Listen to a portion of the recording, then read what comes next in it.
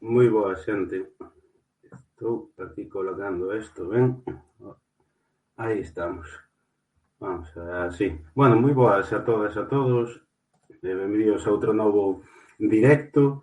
Xa perdín o número, creo que é o número 65. Levábamos xa 2 semaninhas en facer conversa, dende a última que mantivemos coa xente do Ferrado, unha conversa que funcionou a verdade moi ben, houve moitísima xente conectada e que siga a funcionar moi ben, non? Hoxe, como sabedes, vamos a conversar con Margarida Ledo. Ela é, cineasta, escritora, foi xornalista tamén, directora da Nosa Terra, e con ela vamos a tocar moitísimos temas centrados principalmente no cine, pero tamén que se desenvolveron ao longo da súa vida, non? Pero antes de nada, eu estou me vendo un pouco cara a un lado da pantalla. Vamos a ver. Vamos a colocar isto ben. Aí. Un pouco mellor, non? Bueno, nada, antes de que entre ela a comentar que todas estas conversas que facemos, sobre todo para xente que non que é a primeira vez que entra, subímolas todas na nosa canle de YouTube e tamén en formato podcast en iVoox. E ademais, nos próximos meses moi probablemente subámola en Spotify tamén en formato podcast, non? Entón eu animo vos a que entredes aí porque temos moitísimas conversas moi interesantes, ademais, non? Por outra parte, tamén, eso, importante momento propaganda. Dende a semana pasada temos na nosa tenda online, orgullogalego.gal/tenda, temos os gastos de envío de balde, vai a durar pois uns días máis, así que, se queredes comprar algo aí, tedela en orgullogalego.gal. Aparte estamos vendendo, deixando en correos todos os días e adoita chegar bastante rápido, non? E nada máis, a idea da conversa de hoxe, a falta de que vexa por aquí abaixo a Margarita, é falar pois un pouquiño todo o que ten a ver co cine, non? Vexo que xa está aí, vamos a darlle paso. Aí estamos. Hola. Hola. Hola, Estades me moi boa. escoitando? Sí, non? Como? Escoitasme ben? Ben, perfectamente. Ti a min tamén, non? Tamén. A xente que está conectada, si non escoita ben ou cualquier cousa que diga, pero eu en principio escoito ben. Nada, antes de nada, eso, darche as grazas por estar nestas conversas. E nada, estaba comentando un pouco que a idea hoxe pois era, tocar distintos temas, pero principalmente centrarse un pouco no teu percorrido no cine, non?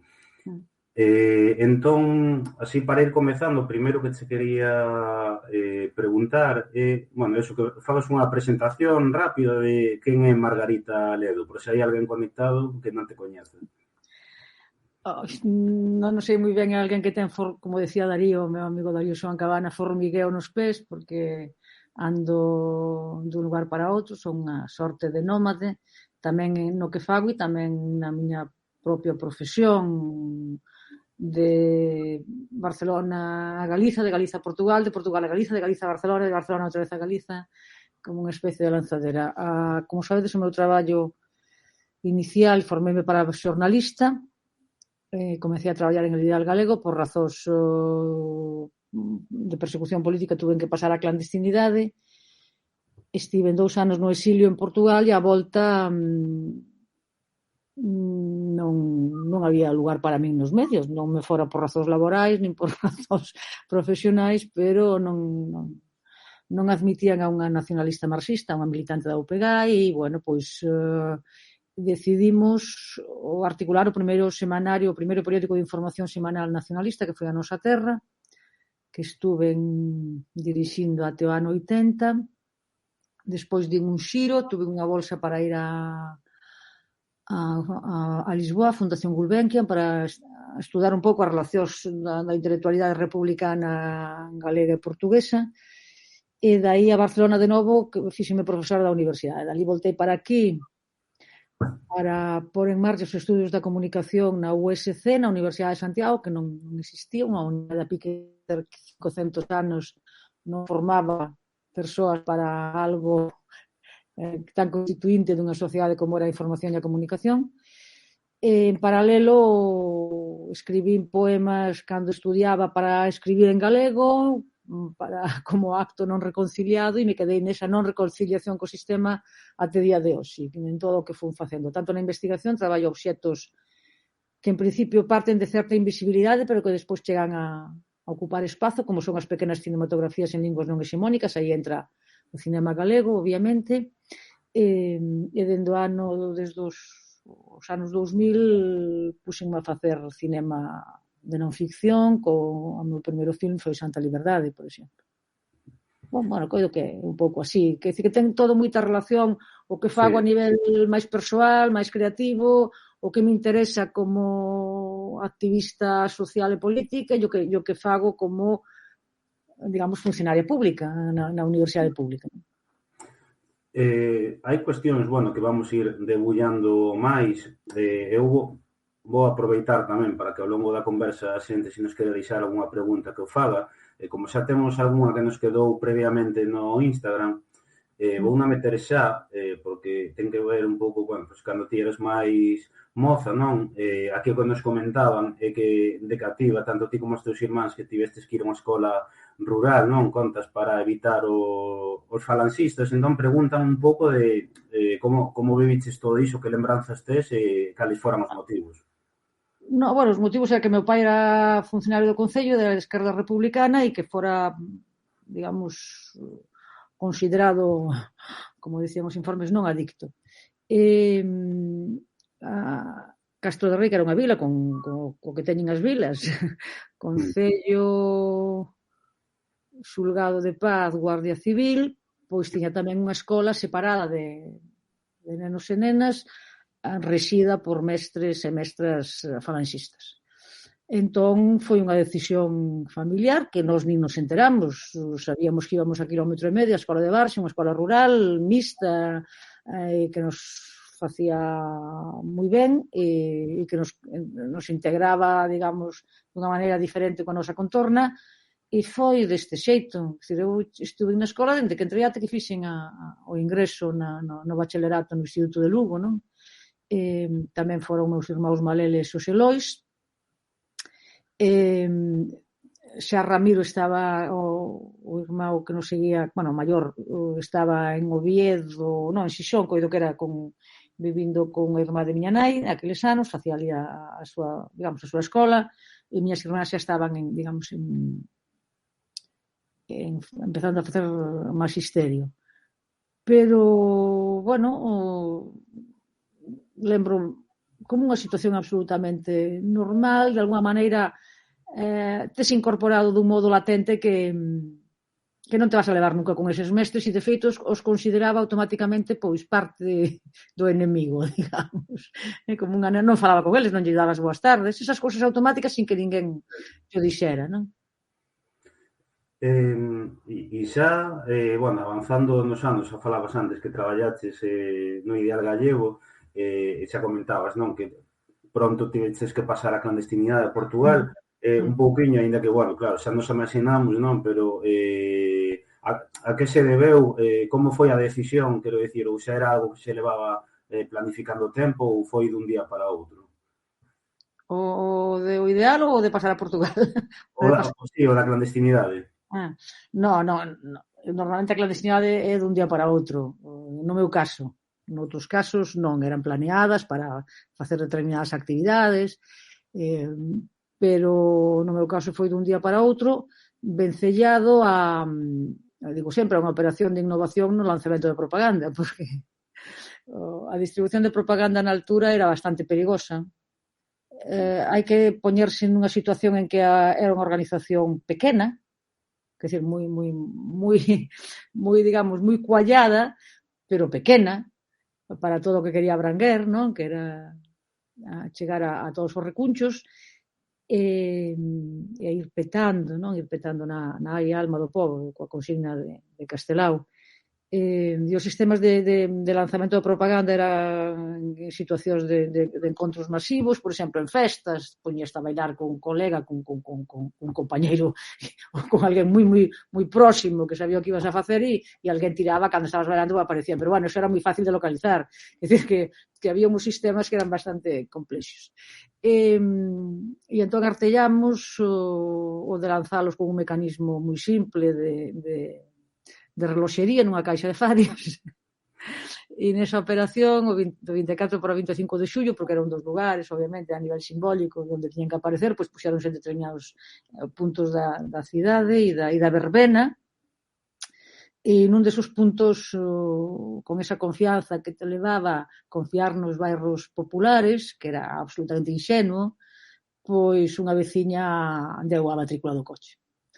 E entón, pois, obviamente, foi unha advertida porque foi a policía a Castro de Rei a agardar pola miña nai, que saía da misa pola tarde, a preguntarlle onde vivía, esas cousas. Miña nai era moi boa disfrazando, disimulando, e entretúvose un pouco, mentras tanto avisou a un de meus irmãos que fose até a Coruña e arrancou para avisarme por teléfono, e eu estaba na redacción del Ideal Gallego. E teño que decir que aí sí que os meus colegas del Ideal, sobre todo Xosé Antonio Gaciño, deronme acobillo até que a maquinaria, digamos, organizativa se pon en marcha, e ao pouco tempo deciden, isto era a finais de xullo, deciden que Portugal xa tiña pasado en abril a revolución dos carabeis, e que convén ter alguén ali, ter unha ponte para moitas funcións, como son a propaganda, como son as relacións co exterior, como son ampliar, digamos, a nosa visibilidade, etcétera, etcétera,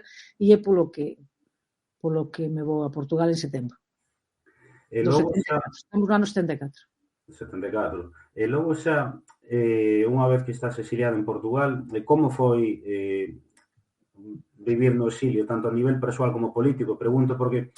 Claro, igual que non o viviu e xa nesta altura pode romantizalo moito, pero, bueno, eu supoño que no momento, claro, non é unha situación moi complicada, non? Bueno, o que pasa que era moi nova, tiña 23 anos. E non, o que pasa que non sei se me vedes mellor así ou coa luz que tiña, porque... Así, eu creo que así mellor, eh? Sí, non? Sí. Quer dizer que ali non tiñamos establecidas relacións políticas, digamos, máis ou menos xa estáveis, si tiñamos contactos con algunha organización, pero sobre todo si que tiñamos apoios persoais que o deron todo nese caso por min. Era o caso do xornalista Xosé Viale Moutiño, que era un gran amigo de Manuel María, que eu coñecerase aquí, con Manuel, que xa fora algunhas veces a Porto, porque como eu estaba estudando xornalismo, pois iba ali, ele estaba no JN, no Jornal de Noticias, e ese foi realmente o gran apoio. A partir de aí, claro, é unha situación en que faz toda unha serie de rutinas, un pouco como na pandemia, non? Estás moi pechada, tes unhas relacións moi medidas, porque estás moi perto da fronteira, e a policía andaba por todos os lados, a policía española, refírome, e entonces, bueno, tiña unhas normas bastante estrictas. Pasados uns meses, no ano 75, por razóns fundamentalmente económicas, porque había que manter toda unha serie de digamos, de dispositivos de apoio ao que chamábamos o interior, entro a traballar na Facultade de Letras. Entro a traballar na Facultade de Letras como lectora de Lingua e Cultura Galega, e até o 76 que me amnistían. E como era, quero dicir, as relacións a nivel cultural, coas organizacións ali, coa xente dali, quero dicir, foi un momento tamén de gran eclosión de creación cultural galega no exilio, ou... Foi porque no movimento das Forzas Armadas había un sector que se chamaba de dinamización cultural. E por unha banda eu recupero as relacións que había do, digamos, do galeguismo histórico, de algún xeito, con Galiza, con Xaquín, co grupo de Coimbra, o chamado grupo de Coimbra, con Rodríguez Lapa, con Prado Coello, con Xaquín Namorado, con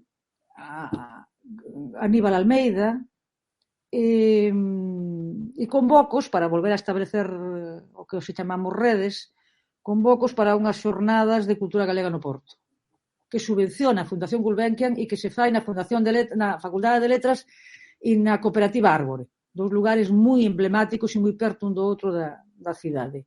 E aí, pois, facemos de todo. Van a actuar músicos da chamada nova movimento da canción popular galega, pásase a película de Carlos Velo, Universidade Comprometida, que non la cede, digamos, é a través precisamente de dinamización cultural das Forzas Armadas, o propio sector de dinamización cultural imprime o cartaz das xornadas que o diseña Xan Casabella, que estaba no exilio, el pertenecía en aquel momento ao FRAP, e bueno, desenvolvese toda unha serie de actividades que nos fan bastante coñecidas como organización e como proposta, digamos, non? E empezamos a ser convidados a congresos do movimento de esquerda socialista, e un dato digamos, destos vínculos era que, por unha banda, na propia sede do PC do PC portugués, do Partido Comunista Portugués, vendíase a nosa propaganda, caso insólito, pero como non se levaban moi ben co Partido Comunista de España, isto axudou moito, tiñan diferentes posicións a nivel, sobre todo, internacional. Eso, digamos, por unha banda, e por outra banda, cando se funda e se artella a Asamblea Nacional Popular Galega, preséntase en Porto na sede do Movemento Democrático Portugués, que era unha plataforma máis ampla, pero, sobre todo, digamos, influída polas posicións do Partido Comunista Portugués tamén. E logo xa, avanzando co tempo, bueno, eu tiña aquí unha pregunta sobre a nosa terra, que é unha pregunta que nos deixaron, pero que podemos deixar para o final, se dá tempo. Vamos a dar un salto ainda máis grande, un salto aos anos 2000, entón, aí comezas ti o cine, non? E unha das primeiras, bueno, primeiro que faz é un filme sobre a Santa Liberdade. Por que decidiches facer, bueno, pois sobre esta temática, non? Dunha acción contra as dictaduras de Franco e Salazar? Bueno, era algo que eu xa traía desde os anos 80 cando estaba en Barcelona, porque en aquel momento empezaran a sair unha serie de axudas a guións cinematográficos dentro do Ministerio de Cultura Español, porque en Barcelona houbera só durante 3 anos, pero un festival de cinema diferente, de cinema máis independente, de cinema autoral. Eu fixera a miña primeira crítica publicada en Faro de Vigo, nunha sección que tuve un tempo semanal que era sobre a película Madrid de Basilio Martín Patino. E, bueno, hai un momento en que ese tema de alguma maneira tiño na cabeza porque lembraba dos xornais. O meu pai leía o xornal cada mañá, entón eso sempre aparecía, aqueles piratas, e eso queda cando eres pequena na tua cachola, obviamente, non? As fantasías de como podía ser aquel. E entón, cando me decido a facer o primeiro documental, penso nese tema, e ademais ese tema dáme unha certa seguranza a nivel de como traballar os materiais, porque se ve a película agora, ou se saben determinadas técnicas do xornalismo, é que está feita coas técnicas do xornalismo, coas convencións do xornalismo. Quer dicir, os materiais relátanse eles propios, tanto os de arquivo como os personaxes, que son os 3 fillos do triunvirato, 2 fillos biolóxicos, o fillo de Pepe Velo, Víctor, que vai no comando, o fillo do comandante Soutomayor, Federico, que vai no comando, e, digamos, a man dereita, non tiña fillos, de Galbao, que é Camilo Mortal. E entón, nas súas intervencións vanse transformando a medida que pasa a película, parten un pouco desta pequena dependencia dos seus proxenitores políticos e biolóxicos en algún caso, e chegan a independizarse como personaxes na propia película. Pero eu entrevistos por separado e fago exactamente as mesmas cuestións, como foi a toma do barco, para ver a coincidencia ou diverxencia da memoria. Había unha gran coincidencia, de calquer maneira, porque son feitos que seguramente os marcaron moito. pero entre eles non se tiñan visto nunca máis dende o Santa Liberdade. E non se levaban, temos que dicilo así, porque o Drill rematou con determinados confrontos, con Humberto Delgado, por tanto, como pasa moito con estas organizacións incidentais, pero foi unha organización que abriu o camiño do que era a nova imaginación política nos anos 60, non? Novas formacións, o caso de Galicia, non? Que empezan novas formacións con moi vencelladas ás accións de contemporáneas, Guerra de Arxelia, Guerra de Vietnam, Revolución Cubana, non vamos a contar só pero sí, a guerra Vietnam no 75 xa obviamente se chegan aos acordos, os chamados acordos de paz, pero bueno, xa estaba todo eso toda a primeira fase da guerra de Indochina, xa estaba todo eso en acción e polo tanto eu sentíme moi segura utilizando, digamos, esa mecánica de traballo, ¿no? O que me deu despois, o que me gustou máis foi localizar todos os arquivos que quería e deixar de utilizar aqueles que non podía pagar, porque os arquivos daquela non eran tan caros, pero si eran caros, non? Pero, bueno, unha película que sigue rodando, ainda se presentou o ano pasado nun seminario internacional en París de memoria, e eu coido que, e o avanzo, que unha das características dos meus films é que son intemporais nese sentido, van acompañando e non perecen, non é un material nin un ben perecedeiro, non? E porque ademais é un tema, non, que eu non sei bueno, naquela altura si un dos motivos foi ese, pero quero dicir, realmente foi unha acción moi importante, pero que non, sin embargo, non é tan coñecido a nivel social, non? Non foi, bueno, aí houbo, para entendérmonos, unhas posicións e unha estrategia propagandística moi ben feita por parte das dictaduras. Porque como o barco era portugués, pasa a ser acción portuguesa, Salazar moviliza todo aquilo ao redor del, e ocúltase completamente a participación galega e de 4 colegas tamén asturianos, non?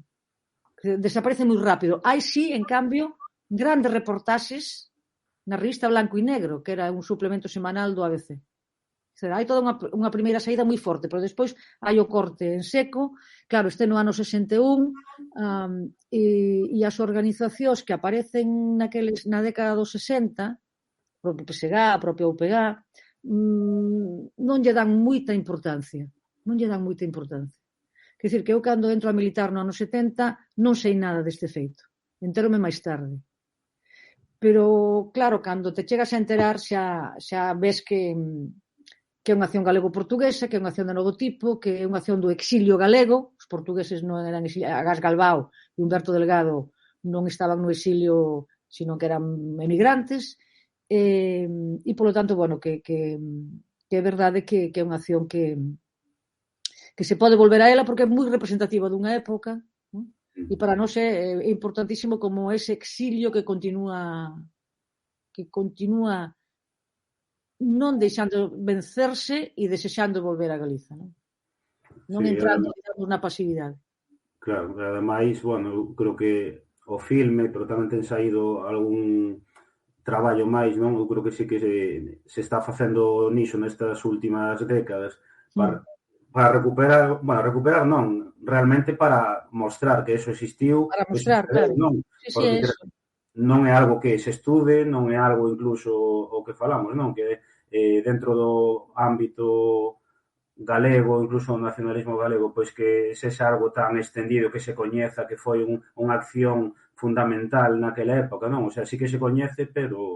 Mira, nos, bueno, e iso é moi característico do feminismo, traballamos desde a xenealoxía, porque non temos continuidade como tal, non? Porque por moitas razóns se nos tronza constantemente a nosa propia historia.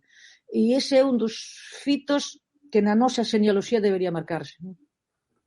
Como temos outros. Bueno, e estudalo a nivel pedagóxico non é unha cuestión obviamente nin nostálxica nin de pensar que as cousas poden repetirse, non? Porque son unhas digamos, unhas coordenadas e unha situación completamente diferente, pero sí que ten toda unha serie de aspectos de perder o medo para actuar, de organizar un novo programa, de aliarte digamos, cos portugueses e de xugar a carta da visibilización, que é clave nas nacións pequenas e sobre todo sin Estado, que eles xugaron, non? E que foron, obviamente, toda a estrategia propagandística deles tamén foi superior incluso a que despois desenvolveron as dictaduras, pero bueno, o que pasa é que eles obviamente non tiñan poder, non? E antes de pasar ao seguinte, como foi un pouco pois, a acollida no seu momento e ao longo destes anos? Pensas que o filme, de algún xeito, tamén abriu portas para que se pudese comezar a falar deste tema? Home, vamos a ver, o filme abriu a porta. Despois hai un mal costume que teñen os non xornalistas que non citar as fontes. Saen reportaxes collendo exactamente materiais dos meus filmes e deste filme en concreto, narrando prácticamente de arriba a baixo como está no filme e non se cita o filme. Xa. É un xornalista, unha xornalista nunca o faría porque o que revaloriza un traballo xornalístico é citar as fontes. É o que lle dá corpo. Claro. O resto pode ser unha fantasía. Pero bueno, quero dicir que se fixeron máis cousas. Hai en paralelo en Cataluña un libro fantástico de Montañá, Piratas de la Libertad, que, bueno, traduciuse aquí, coido que en Xerais, non tuvo tampouco moita andadura, e despois houve outras incursións, pero aínda recén, se tú vas ás hemerotecas e incluso a diarios moi próximos a nós, ves reportaxes sobre o Santa Liberdade e sobre Pepe Velo e sobre tal, que non se cita o filme. É unha especie de patoloxía do cotián, non? Se fósemos freudianos, de psicopatoloxía do cotián, non? Por que o esquecemento? Que é un modo de memoria, claro. Sí. Pero non me importa. Quero dicir, foi o filme naquele momento tuvo moi boa acollida crítica, eu coido que tuvo unha acollida moi xenerosa, moi ampla, moveuse en festivais moi ben. O que pasa que era formato digital, porque non tiñamos diñeiro para facelo, era en beta digital, e só había 2 salas para proxección digital en todo o estado, que eran as Verdi de Madrid e Barcelona, que foi onde se proxectou.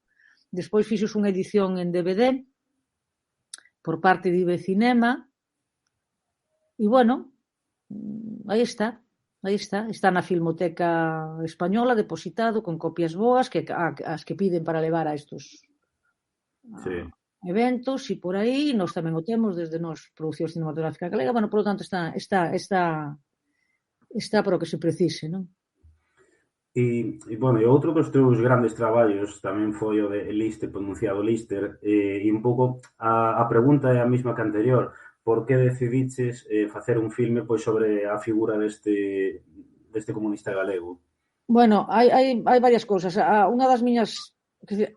Realmente, eu comezo a facer cinema despois de estar unha estadía en París e de asistir a unhas sesións de un programa de doutoramento que daba Alain Badiou, un filósofo que era moi traducido nunha revista da que eu participaba do Consello de Redacción, que era a Trave de Ouro. E o seminario de Badiou era sobre o século XX. E falou dun século organizado a través da guerra, non? E un século curto, da Primeira Guerra a caída do Muro de Berlín. Un século moi curto. E entón eu quería tamén levar o século ao cinema.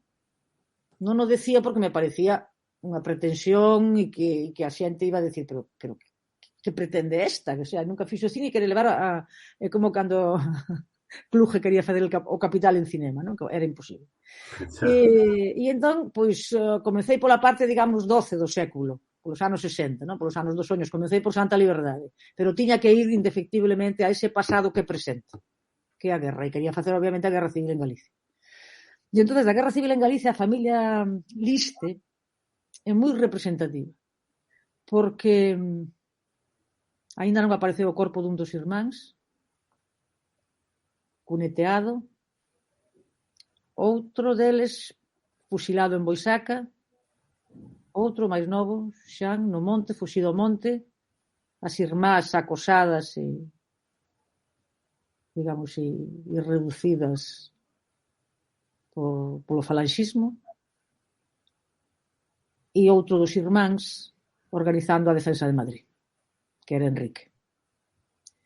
E entón parecíame que era ese neno de aldea que foi emigrante, que aprende a ler no centro, na Escola Concepción Arenal de La Habana, que fora emigrante e xa estaba lá seu pai. Os homes eran canteiros e as mulleres eran labradoras na familia. E era emigración centenaria, primeiro a Buenos Aires, e estaban en Cuba.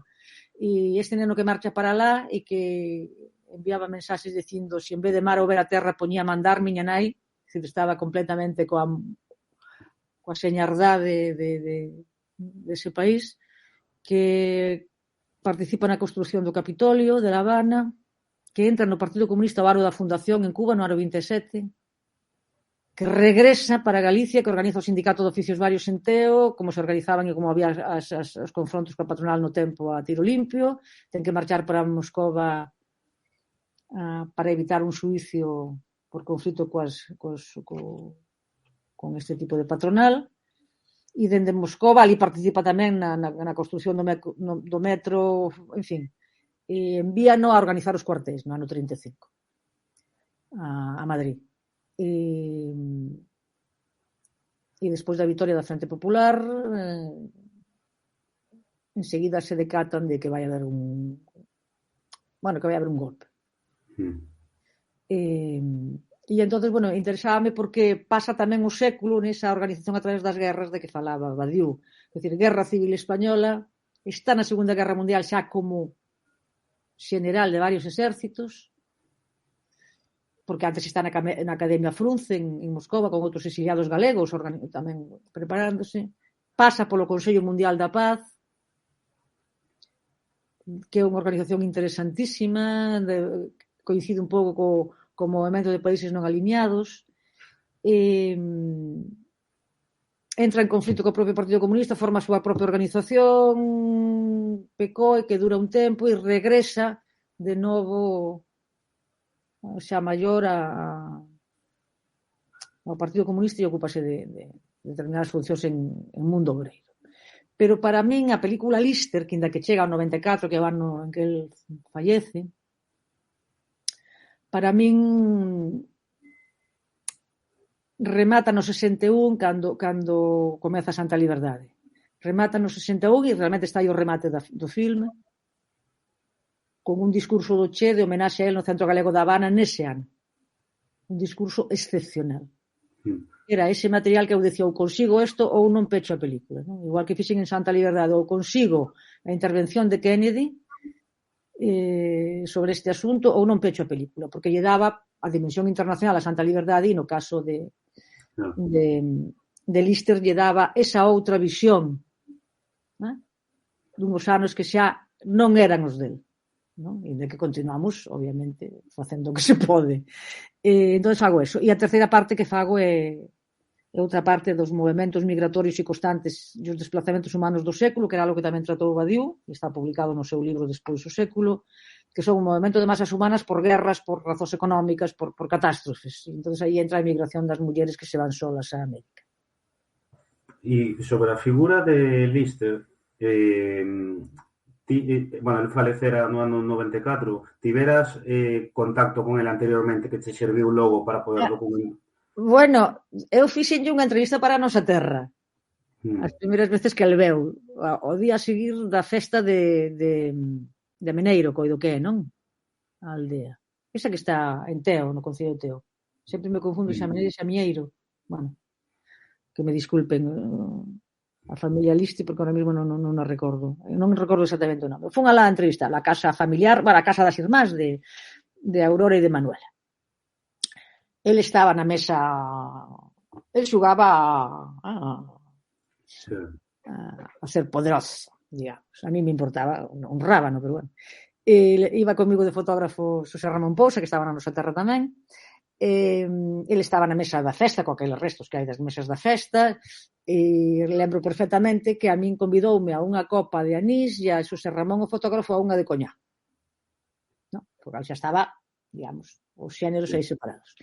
Pero tiña ese punto de home festeiro, de cultura labrega e de como se chama, como dicía Ricard Salvat no film de arroutado. E foi unha entrevista que moi bonita. Eu, o que si tivera antes con el desde Portugal era correspondencia. Pero eu como representante da UPG no exterior e el como PCOE. Non tiña que ver coa función que facía eu naquel momento como xornalista para e entrevista para a Nosa Terra. E, por tanto, coñecíao. Pero realmente o inicio e a decisión final de traballar sobre el foi na proyección en París de Santa Liberdade, nun congreso do exilio. Porque aparece un señor que me di, ao final da película, tes que facer unha película sobre o meu pai. E eu que estaba exultante, porque saíra moi ben a proyección, porque estuvera un representante do Instituto Nacional do Audiovisual francés, Gerald Collas, presentando, estuvera aí acompañado de Ignacio Ramonet, que aquel momento era director de Le Monde Diplomatique, pois lle dixen, sí, quen é teu pai? E dime el, Enrique Lister. E é Enrique Lister, que se chama así tamén o fillo, profesor en Poitiers.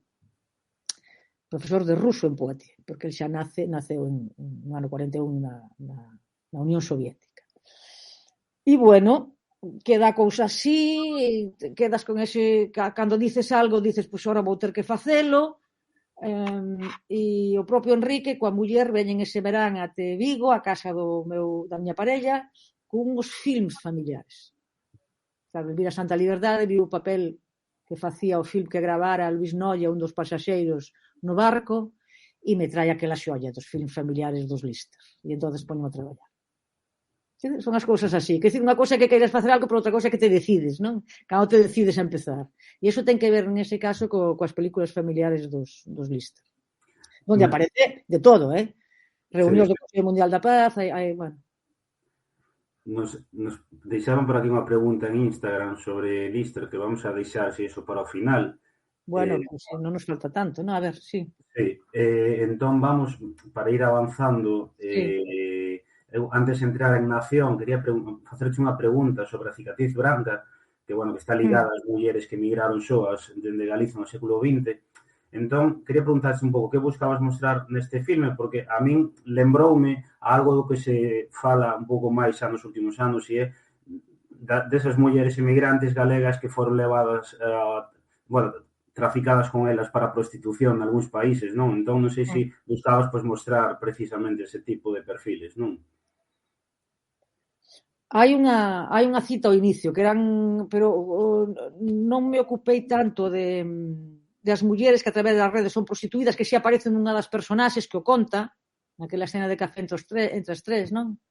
Aquela que sae da casa onde a teñen pechada e a meten na trata, e o parentes dedicadas á trata, sabe, coa máquina de coser na cabeza. Pero interesábame moito digamos, o abuso no espazo doméstico, porque eran moi abusadas polos patróns e polos fillos para a iniciación sexual digamos, dos vástagos, non? E isto, hai un detalle simpático, porque eu tiña falado con Neira Vilas tamén, el non se lembraba e estábamos estreando a película nos Norte en Vigo e chámame por teléfono Neira Vilas e dicime, oye, me dice que estás facendo unha película sobre as criadas, lémbrate de decir que as usaban para servizos sexuais nas casas e despois les metían unha alfalla no bolso e as acusaban de roubo. E lle digo, Xosé, non está así na peli, pero está, o que pasa que a peli xa se está proxectando, foi un pouco así. Entón, aí a peli comeza así, non? Pero o que eu quería sobre todo mostrar era a cantidad de mulleres que saíron para a emigración. Non había estudos migratorios sobre a muller, a única persona que os tiña feito era Pilar Cajiao, a profesora de Historia. A mí sorprenderame buscando datos como na chamada década da Gran Migración, nos anos 20, había un asento especial, un libro especial no Porto de Vigo da cantidad de mulleres que saían soas, e busco as razóns, e non eran só razóns económicas, eran tamén razóns de expulsión da aldea por estigmas, ou ben porque foran violadas, claro, as culpables eran elas sempre, ou ben porque eran fillas dun cura e había que separalas. Había todo este tipo, entonces sabían que non tiñan retorno, eran mulleres que sabían que iban sin retorno. O único retorno é se casaban ben. Todo eso forma parte un pouco da película, non? E entón o que me extraña, porque eu tamén esas cousas son como todo, decía vos antes que relacionaba moito o meu traballo de investigación e o meu traballo académico co traballo chamado creativo. Eu estaba facendo os xustos anos antes unha pesquisa cine, diversidade de redes con Argentina, Uruguai e Brasil. E falando con mulleres dos grupos de traballo, sobre todo os das sociedades, porque traballamos con grupos de traballo académicos e con grupos de traballo sociais. E decateime de que eran mulleres sin corpo, sin sentido do corpo, nin do desexo. E entón preocupábame como traballar o tema de recuperar o corpo e recuperar a fala ao mesmo tempo. E é o que trato de facer na película. Despois a película está feita, obviamente, desde as convencións do cinema feminista e do cinema de xénero, non? Coa muller como presenza central, cos silenzos como marca de xénero e coa recuperación tamén a través, neste caso, a través de unha situación traumática, pero podía ser de outra maneira, non? Iso era o que me interesaba mostrar. E a través das mulleres que tiñan, desde logo, e a primeira película que se fai en galego que eu saiba na diáspora, non? E, bueno, é eso. De aí concluía, en principio, o século. O que pasa é que o século tirou para diante e reclamoume outra vez ao redor da incorporación da muller ao traballo industrial que é Nación. Non? En Nación, precisamente, vamos entrar agora.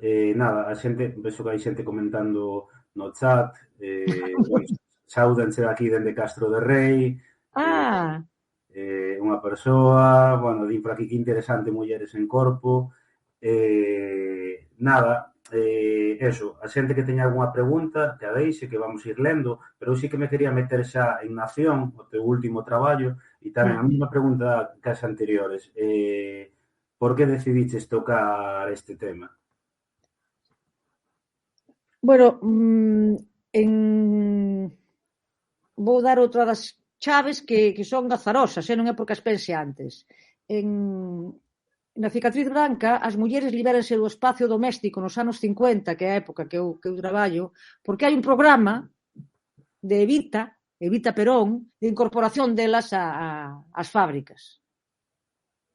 Fan garderías, e as inmigrantes galegas, que eran analfabetas prácticamente todas, pero que todas sabían coser, incorporan as fábricas de medias, as de lanificios, as de cremalleras. Eu filmo nunha fábrica de cremalleras que é de un ourensán e de unha luguesa, da Fonsagrada, e entón, no momento en que teñen un salario, empeza esa liberación e empezan a recoñecerse con corpo e con desexo. Entón, a filmación na fábrica de cremalleras Milucho, que así se chama, realmente, lévame a importancia e ese punto cero da túa emancipación, que é ter diñeiro propio, ter como manterte.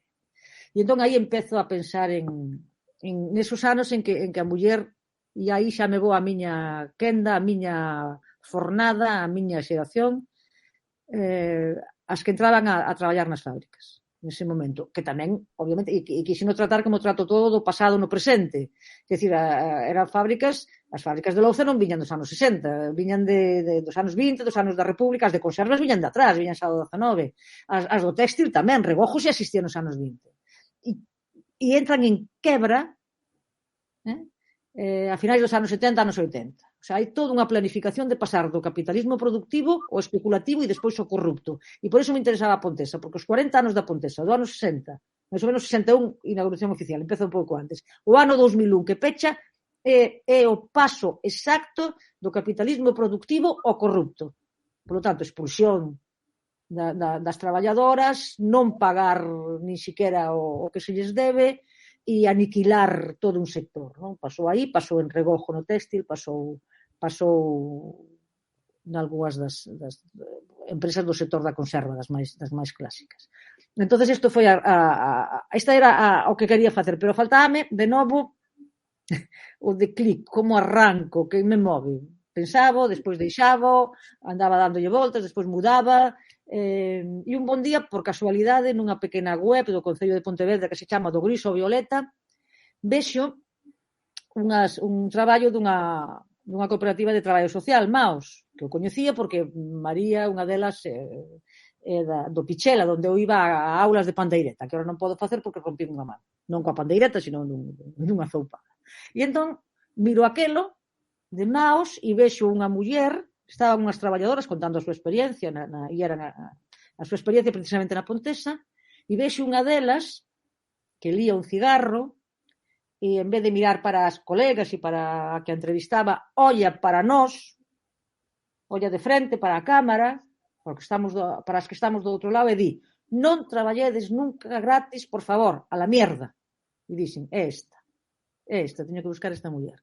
Porque isto é a contemporaneidade máis absoluta, non? E, de feito, nas proxeccións, cando hai xente nova, sempre dice, somos nós as desa frase, non? E entón, pois, bueno, puxime a buscala, din con ela. Foi complicado en principio, porque eu sabía que ela seguramente non era cinéfila, nin sabía nada de min, ou tampouco sabía máis que o que vira naquela conversa, pero sobre todo esa frase, e fun hasta a aldea de Alxán, e ela estaba descascando pipas na horta, e lle digo estas cousas. Mira, son Margarita Ledo, quería falar contigo, chamar antes por teléfono. Claro, obviamente, se non chegaba ali. Empezamos a falar, non me atrevía a decirlle que quería facer un film con elas, porque non sabía como iba a reasir, e hai un momento en que digo, oye, cando empezaches a traballar co tua primeira soldada, que fixeche? E dixo, bueno, era cada semana e tal. Dice, bueno, o primeiro que fixen cando reunín algo de cartas foi mercar un vespino para non ter que ir até alá en bicicleta, dende Alxán. Dice, pero, a segunda cousa, cando tuve 18 anos e saquei o carné, foi mercar un día en 6, amarelo e descapotable, cuidadito, decía ela, cuidadito. Dice, cada vez que vexo pasar por Arcade entra unha morriña e entón eu digo, pois se faz un film comigo sobre a Pontesa, consigo un 2 cabalos descapotable e amarelo. Bueno, que foi o que máis nos costou conseguir, teño que decir despois, non? Sí. Pero foi ese o trato. E aí empezamos a través dela. Eu non sabía naquel momento que estaban en Suizo. Sí. Sópeno aí. Eu falei con ela en agosto, a mediados de agosto. En setembro, dixemos, 20 e tantos de setembro, temos unha vista en Coruña. Entón fun até ali para velas, para ver as outras mulleres, para pedirlles os teléfonos, para decirlles un pouco o que quería facer. E comezou así a Nación, non? E obviamente rematamos de gravar en xaneiro e en pouco tempo, en 2 meses, entramos en pandemia, non? Pero ao mesmo tempo foi bom porque me permitiu unha montaxe moi matizada, permitiu traballar a banda sonora con Mercedes Peón, que tamén traballa con moitos materiais e con materiais diferentes e con capas, como traballo eu, traballala moi en pormenor, e deu-nos tempo a presentala a un dos festivais de non ficción máis interesantes, que é o de Cine Europeo de Sevilla. E realmente o ganar aí é o lanzamento de Nación. As críticas tamén, a acollida da crítica foi moi boa, foi tamén moi xenerosa, pero moi boa, entendendo moi ben o filme, e decidímonos a estreala aínda coa pandemia, non? En marzo do 21, porque tiñamos medo a que non hai que, as cousas hai que facelas cando hai que facelas, non quería deixar pasar o tempo, elas constantemente estabanme, pero que pasa? Onde está? Porque claro, obviamente elas querían verse, non? E eu les decía, non vos podedes ver até a primeira proxección. E bueno, foi íbamos ir, realmente estábamos convidadas, iban elas tamén a Sevilla, pero cortouse, o festival non foi presencial, por lo tanto non confiábamos moito no que pudera sair dali, pero levou un dos premios de mellor dirección de película española e esa foi a saída de Nación, e moi boa acollida en todas as proxeccións e realmente unha das películas de cine independente máis vistas do momento. Eu sobre o filme lembro que cando vin no cine, claro, eu son de Pontevedra e eu lembro que daquelas, cando era máis cativo, falábase das mulleres que estaban vendendo ali fora da fábrica. Sí, había un balpón ali, sí. Falaba, a Resistencia. Eu lembrome deso, sí, logo xa no instituto que tiñamos algún profesor, algunha profesora que nos falaba delas, nos poñía de exemplo delas, non? E sí que é un tema interesante porque, claro, elas pode coñecerse máis esta loita cando a fábrica iba a pechar, non? As débedas que había, pero claro, logo dentro disso tiveron moitas microloitas, non? Quero dicir, organizarse sindicalmente, logros incluso a nivel laboral. É asombroso porque, efectivamente, do que acabas de decir dedúcese como a visibilización que teñen moitas loitas, non quero ser sexista, non me refiro a eso, pois si teñen moita máis visibilización, pois sectores como naval, sectores como a metalurxia, sectores, digamos, máis tradicionais, digamos, na organización e nas reivindicacións. Pero resulta que as traballadoras de Pontesa son exemplares en moitos aspectos. Entran con 14 anos a traballar. Ou se estaría prohibido. Sí. Organízanse inmediatamente empezan a organizarse, o que hoxe chamamos sororidade, esos vínculos e esos lazos entre elas comenzan a fraguarse con tal intelixencia que empezan por reivindicacións inmediatas, ter un economato, ter unha hora para dar de mamar, para non ter que andar con toda unha serie de cousas, e organízanse sindicalmente, e ademais organízanse sindicalmente na rama, bueno, no sindicato, que non era rama, no sindicato, para entendérmonos, con menos poder, pero máis reivindicativo que o SOGA, o Sindicato Obreiro Galego. E polo tanto, teñen como unha intuición de a onde pertencen. Foron tentadas por todos os lados, non? Polos grandes sindicatos. A onde pertencen. Logo na INTG e logo na CIGA, non? Bueno, logo INTG, logo CIGA, sí, pero este era un xérmolo, porque daquela as orixes digamos, dos sindicatos nacionais son por sectores, non? Había o sector de ensino, o TEG, había as labregas no agro, había o da banca, etc. Había o Sindicato Obreiro Galego, cada un co seu, máis cada un con cada seu voceiro. E, efectivamente, tamén nos dá un indicio de como as mulleres, cando se poden xuntar, cando saen do espacio pechado, que é o espazo doméstico, ao fin e ao cabo, non? E non asalariado, como enseguida establecen entre elas redes, non? E como tiran para diante. Elas van a manifestarse en solidaridade co 72 en Vigo con 16 anos, con 16, 17 anos, porque entran nos 69, máis ou menos, o grupo co que eu traballo. Elas solidarizanse con todo o que pasa na contorna. Portanto, teñen unha presencia e cando teñen que defender o posto de traballo, enfréntanse até a fin. Levan malleiras até a fin. Fan de todo, pero co que non poden.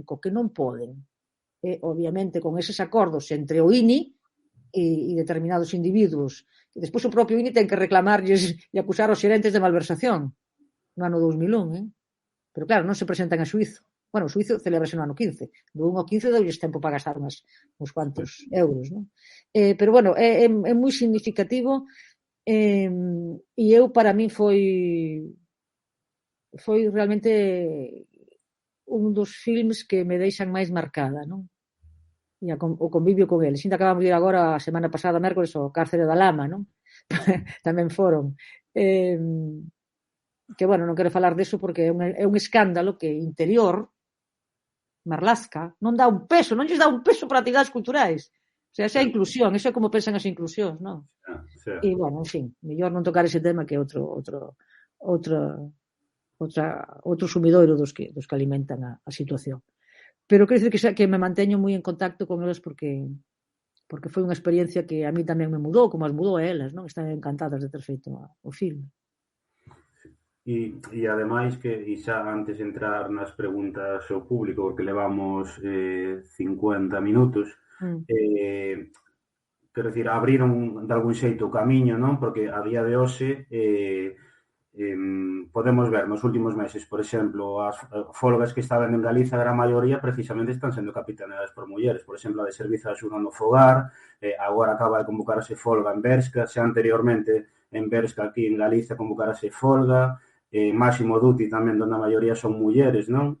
Sí. O sea, digamos que elas algún xeito pues tamén abriron paso, pero isto continúa, non? A día de hoxe, quero dicir, se o vemos en Galiza nos últimos meses, nos últimos anos, as plantillas conformadas por mulleres son as que capitanean unha parte importante das loitas obreiras. Sí, bueno, porque no sector servicios a maioría é femenino, un sector moi feminizado, obviamente, moi precarizado, e porque, obviamente, xa teñen memoria e xa teñen outro tipo de digamos, non é de situación, pero sí de coordenadas, non, para moverse, pero realmente o que hai que decir é que as dificultades que pode ter enfrentarse a Inditex. Sí. Eu creo que incluso é outra dimensión diferente ás da Pontesa. E a primeira folga en Inditex, ademais. A primeira folga en Inditex foi a de Bresca en Pontevedra hai xa uns anos, que ganaron. A segunda que ganaron para as das tendas, porque obviamente non para ser equiparadas, porque tamén é moi clásico, sobre todo das grandes fábricas, crear a rivalidade interna entre traballadoras, non? Sí. tú cobras máis, tú cobras menos, as favoritismos, esa rivalidade que se considera que é do mundo femenino non é só, non nos moven só a nivel amoroso, que nos inculcan esa especie de rivalidade, de loucura, non? Sino que tamén vai a todos os espacios nos que nos movemos. Por tanto, eu realmente coido que ten unha importancia e querería que amosemos toda a nosa solidaridade coas traballadores de Máximo Dutti, cos traballadores de Bershka, porque están dando un paso do que imos aprender moito e do que se vai aprender moito. De que non hai xigantes, teñen pés de barro sempre, teñen pés de lama. Pois sí, totalmente de acordo. Pasando xa as preguntas, eu teño aquí algunhas polo Instagram da xente que nos está a ver pero que non ten conta en Twitch. Eso, se no Twitch non queredes deixar algunha pregunta adiante. Unha delas é que como ves a situación e evolución do cine galego dende, bueno, digamos, os seus comezos ata a actualidade. Pero bueno, eso claro, é imposible. Quer dizer que o importante é que xa desde os comezos se sentaron determinadas constantes do que é o cinema galego. E unha delas é a lingua. A película Galicia, de Carlos Velo, do ano 35-36, sí, que se considera o primeiro film nacional como tal, todas as cantigas nas que lle forneceu e que recopilou Xocas, entre outros, e Baligai, son en galego. O sea, xa está aí a lingua. E cada vez que, despois, obviamente, ven a derrota e veñen os anos do terror. Pero cando emerxe de novo, nun pequeno film como Pereiraxe aos lugares rosalianos, un film aficionado, en que está Celso Emilio polo medio, que fan un grupo de... A única lingua é a galega. E cando reaparecen nos anos, digamos, 60-70, sobre todo, e ao redor das jornadas de cine de Ourense, o cine amateur e o cine de aficionado, é todo en galego. E cando... digamos, e aparece xa tamén en paralelo o cinema militante, Carlos Valera Veiga é o gran exponente, non? Temos que decir que é unha cinematografía que vai tendo, por iso é tan importante a xenealoxía, vai tendo de todo, vai centrándose nos linguaxes e nas formas que cada quen decida, pero sí que se vai centrando naquelo que conecta a cultura de seu co resto das culturas e, sobre todo, o gran indicador e o gran sinal é a lingua. E, por tanto, eso mantense hoxe no que é a parte que nos representa do novo cinema galego, chamado novo cinema galego. E é a que está, ademais, tendo máis visibilidade. Quer dizer, que se racha aquel estereotipo falso tamén que nos imbuíron de que o cinema galego non se miraba nas salas. E que, por tanto, había que doblado o español. Era completamente falso, pero claro, obviamente, as salas eran de quen eran, e iso dá pé tamén a que aparezcan toda unha serie de espazos independentes e de salas independentes, que teñamos a primeira distribuidora galega, que é Atalante, que se fagan os subtítulos ao galego como se fan a outras linguas, e que se subtitule películas internacionais de Corea, de Francia, de calquer lugar, tamén en lingua galega, e bueno, que nos movamos perfectamente. Quer dizer, este sería un resumen así de ocasión, pero coido que o momento é bon si se manteñen e se fan evoluir e se aprofundan estas constantes. Sí, no, aparte un tema que eso xa daría para unha conversa só en concreto sobre ese tema, non? No, pero temos publicado 3 tomos, que xa para unha historia do cinema en lingua galega, están en Galaxia e podese, todo isto que acabo de decir está multiplicado por 20 autores e autoras e con diferentes capítulos. Sí. Logo nos din aquí que lle parece moi valente o teu cine porque faz un produto nunha época de acción de moita velocidade e de a ver se lo ven aquí de acción, velocidade, moitos efectos especiais, entón como confrontar ese cine rápido co teu tipo de cine, non? Bueno, vamos a ver, que eu creo que para ver precisas non, digamos, non bombardear os sentidos, non? Porque entonces deixes de ver. A ti poñenche un fogonazo e tens unha sensación, máis ou menos, pero deixes de ver. Eu sempre me lembro de un concerto de AC/DC que saí en Badalona e durante 2 horas non escoitei nada, pero que iba conducindo non escoitaba ni siquiera non escoitaba ni siquiera o meu ruido, o meu barullo orgánico, iba atemorizada. Bueno, entón, eu estou en contra do cine espectáculo, estou en contra dos efectos especiais, pero xa desde o primeiro momento, cando fixen a tese sobre fotos, xa decía todo isto. Sí. E estou en contra porque te impide gozar do cinema. Eu estou a favor desa sensación e das correntes fenomenolóxicas de que o cinema é pel, é tacto, non é só sentido da vista, é todo, e que iso é o que tens que despertar. Tens que despertar o corpo todo co cinema. E non só as sensacións de un concerto ou daquela psicodelia que tanto disfrutamos con aquelas bebidas que eran pipermín frappé e cousas do xénero, non? Que tamén un pouco respondían a isto, non? Entón, eu o que fago sempre é traballar os meus ritmos, traballar os materiais como coido que os propios materiais se manifestan, e é a proposta que fago, non? Dame traballo financialos, eu obviamente son parte da coproducción financiera naquilo que podo, o meu traballo de balde para o meu cinema. O resto cobra todo desde a primeira película, sempre por convenio, que decir, non podo, por eso me chamou tanto a atención, non podo pensar que a cultura traballe gratis. Claro. Non pode ser. Senón non tes tempo nin para formarte, nin para facer as cousas, nin para subsistir, non? Tens que andar por aí. E entón, bueno, pois é o risco que e tamén aí vai a miña propia independencia, non sei se é valentía ou é ingenuidade, pero bueno, aí estou, non? Sí. E vin por aquí que terías tamén moito traballo con loitas como a de Telanos en Redondela, incluso o papel das mulleres, en Baldaio, en Encrobas, que... Bueno, todo. Aparecen nos arquivos, que os arquivos que compilo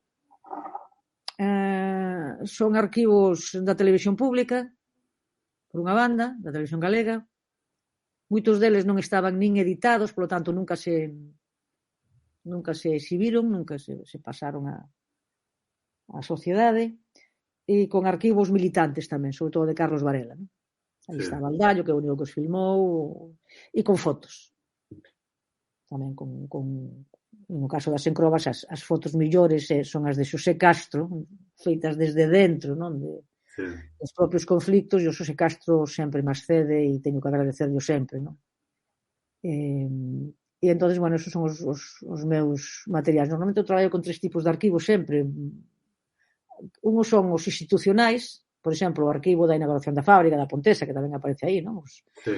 Outros son os mediáticos, aqueles que deberíamos coñecer ou que tal vez coñezamos pero non lembremos porque estuveron, digamos, contextualizados de determinada maneira ou se nos difundiron de determinado modo e con determinadas intencións, e despois os persoais, sexan militantes ou non, os arquivos persoais, o que se chama a veces cine amador ou cine de familia, etcétera, porque son outra visión moi diferente, non? E tamén vémolos de modo moi diferente, porque cando ves un film dos chamados familiares, sínteste dentro inmediatamente, non? É como se o estiveses ti realizando.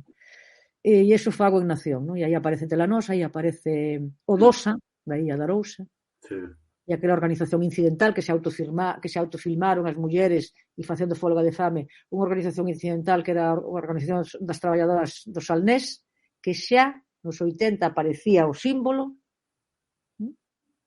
moi extraordinario, apareceu nunha pesquisa para un proxecto artístico de Uki Permui, Carmen Nogueira e Ángela Caramés, contenedor de feminismos, apareceron uns VHS, non?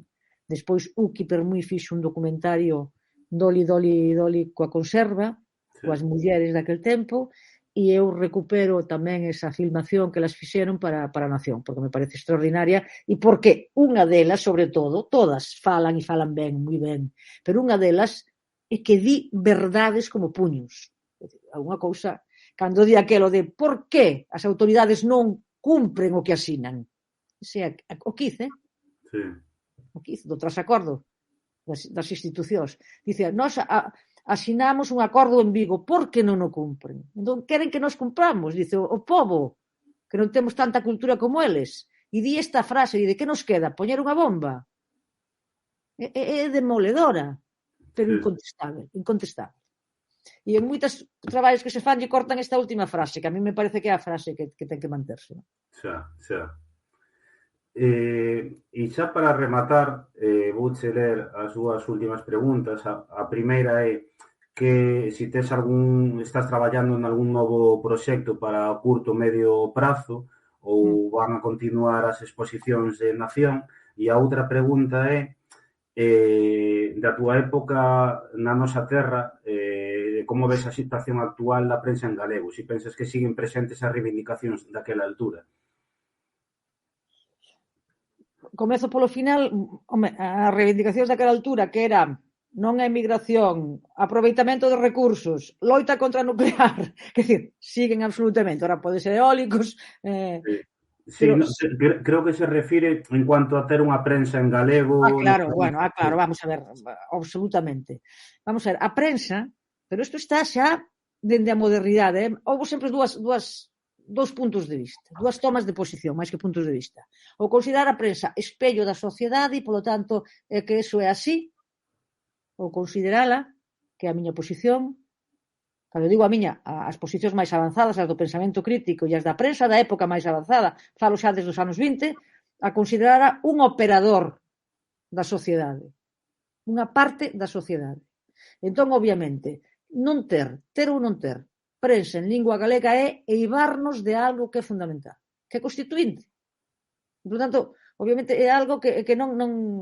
Por iso están tan interesados os poderes en que non exista, e non darlle as subvencións que lle corresponden por lei, etc. Porque senón, non é que señan máis malos co resto, O que pasa é que os seus intereses son diferentes. Claro. E levan o que é diñeiro público para os seus intereses. Ese é o problema. Porque se fose unha empresa privada, que faga o que queira, nese sentido, non? Pero bueno, esa é, non sei se está contestada de todo, pero tamén está moi labrado ese terreo. Sí. E sobre o proxecto novo, eu considero que xa rematei, digamos, polo menos oír a todas as presentacións de Nación. A peli seguirá movéndose soa, porque senón non remato con eso, digamos, e poño o punto final de presentacións e de coloquios no que foi o Cárcere da Lama, que foi unha colaboración altruísta tanto da produtora como da distribuidora, e iso é tamén porque estou comenzando un proxecto diferente, non? Absolutamente diferente, tamén con mulleres, nunha zona moi diferente, na zona Ferrol Fene Perlío, e que está me dando moito traballo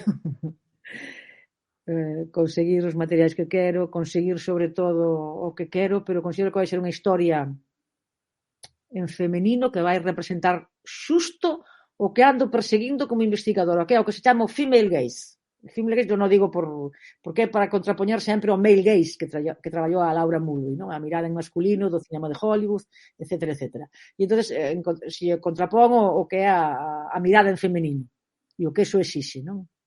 E é digamos, o que pretendo facer o novo proxecto.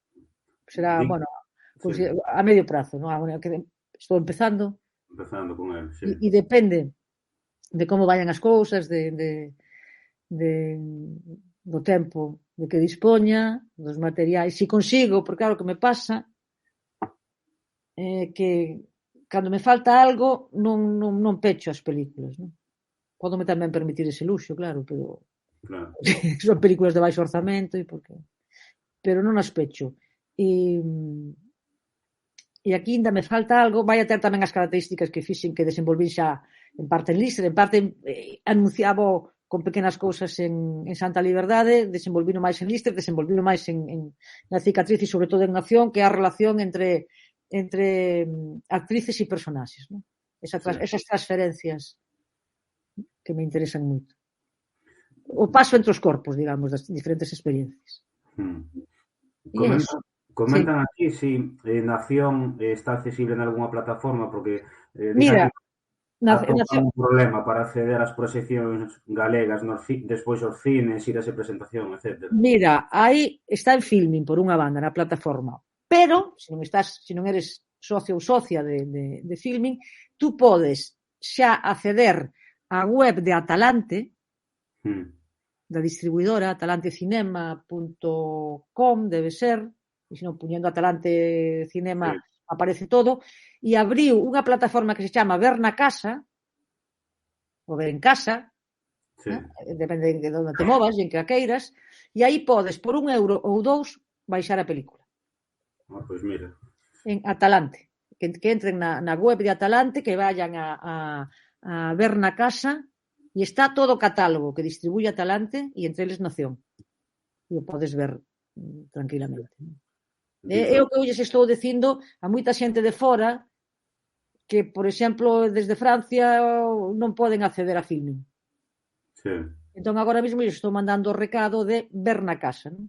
Como hai tamén subtítulos en francés, en inglés, en español, en catalán e en galego. Claro.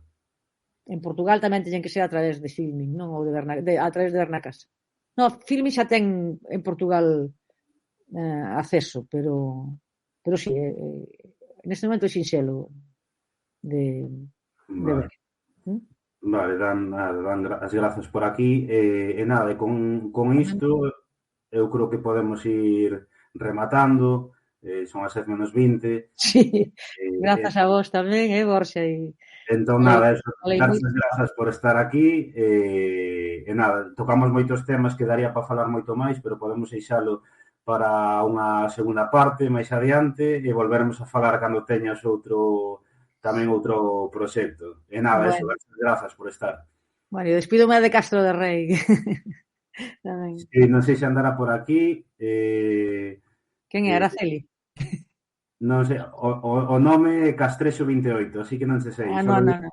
hola No. veciño, un saúdo dende Castro de Rei. Bueno, tamén para eles, para Castro 28. Moi Venga, ben. pues moitas grazas. Grazas a vos. Chao. Chao, chao.